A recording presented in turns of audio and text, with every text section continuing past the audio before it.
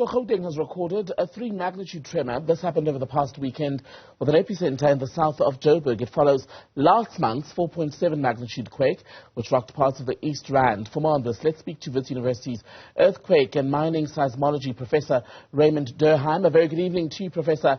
Thank you so much for your time. So are these events happening more frequently, or is the intensity what is now a problem?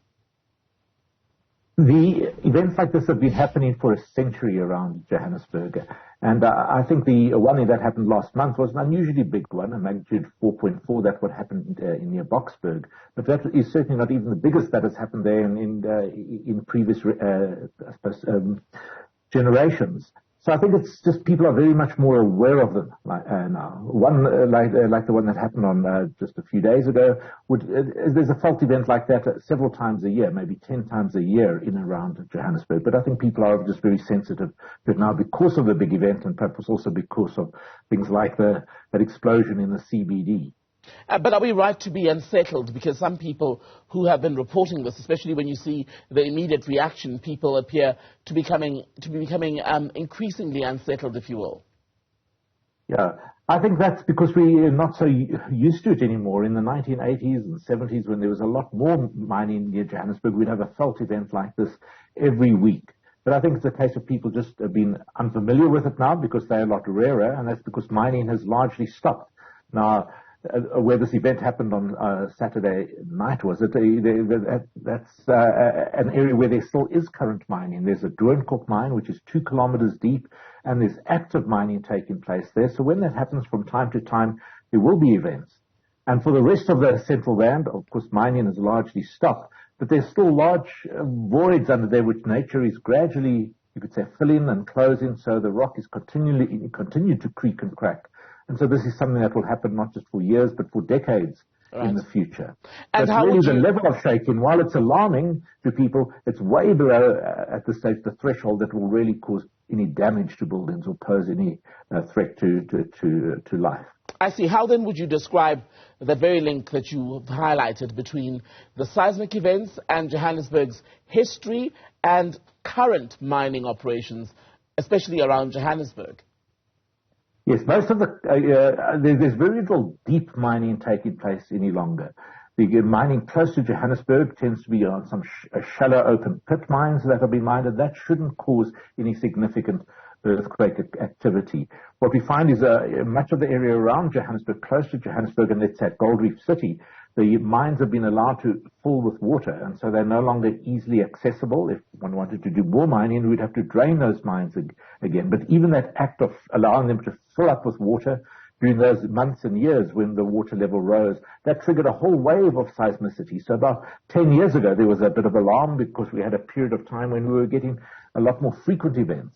But now the water table is settled, the situation stabilized, and so the events are less frequent again.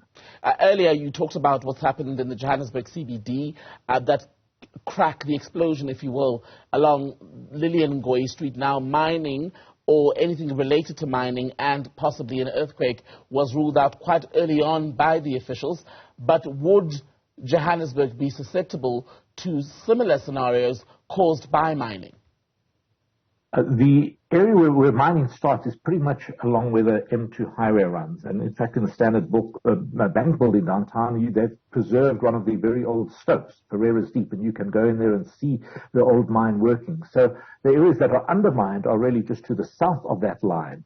Around in this area, we've got a road called Main Reef Road, and that used to service all those mines, and that pretty much marks the limit of the mining areas. And the area that was undermined is now largely occupied either by mine dumps or else by places like the container port and warehouses and buildings that which house lots of people, like hospitals or schools, have not been built there.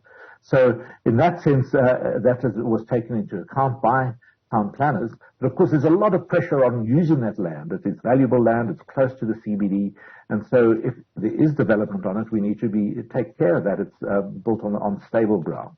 Could we ever see a scenario, Professor Durrheim, where there are specific areas in Gauteng or specifically around Johannesburg where much of this seismic activity appears to be located, where it would simply be unsafe for us to build in future?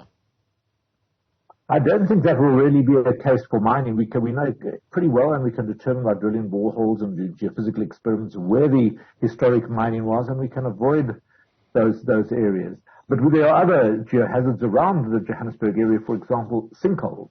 And these are related to areas where we've got dolomitic or limestones that are with cavities in it. And there's a lot of pressure also to build in those areas. And so these there are hazards related to that where you could find sinkholes suddenly forming. So that is certainly a concern. And also where you have got these open pit mining taking place, there's the effect of blasting on the nearby communities. And if blasting isn't done carefully according to the guidelines, you can have rocks flying through the air, you can have shaking and air blast. But again, if you mine and you follow the rules about how big your charges are and how you set them off, that should not pose any hazard to people. But yes, it's something we have to be aware of. I can say it's very unlikely there'll ever be a big event, but as a seismologist, I can never say never. There's always a small possibility of an event taking place that's large enough to cause damage to buildings and harm to people. Right, and what these earthquakes, these tremors have also exposed is that a lot of us don't actually know what to do from a safety level when it comes to an earthquake or a tremor. Should we be doing something more? Should government, in fact, be doing something more to educate people around what needs to be done? Because I remember observing a debate that was going on around whether we stay in our homes, do we run outside, and when you run outside, where do you stand, what is safest? Do you wait to get other people who are perhaps with you in your house to safety, etc.? Yeah. That's a very good question, because we don't in South Africa do earthquake drills. We might do fire drills in our schools and our office blocks, but not earthquake drills. But if you live in Japan or California or Italy, this is what school children will do. And the rule is if you're indoors, if you're in your classroom, you drop to the floor, you take cover, you crawl under a desk or a table, and you hold onto that table leg, because the shaking can be severe enough in a big earthquake that the table will move across the room. So it's drop, cover, hold.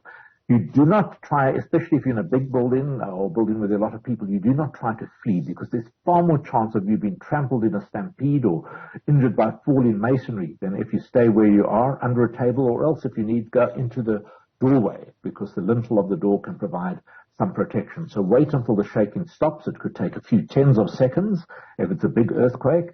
And then when things settle down, see if there's anybody that you can help that needs your aid, and then leave the place carefully. If you're living just in a single-story building and the door is right nearby, then of course you can head out and into the garden and get away from the building. Because generally in earthquakes, what kills people or injures people is not the shaking, it's the collapsing building.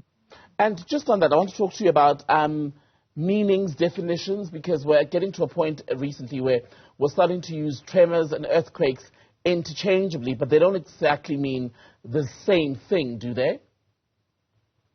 In ordinary language, in common conversational language, we would perhaps use an earthquake for something that's really strong shaking and could be causing damage, while a tremor is something perhaps a bit smaller that is not likely to cause damage. But for us as scientists, we call them all earthquakes, really. There's no clear line between the two. If you're close to the source where the rupture happened, where the rock broke, then the shaking is strong, and the further you get away, the weaker the shaking will be. So one event, one earthquake, can cause from strong shaking, strong ground motion, we call it, close to the source, to weak ground motion when you're kilometers or tens of kilometers away.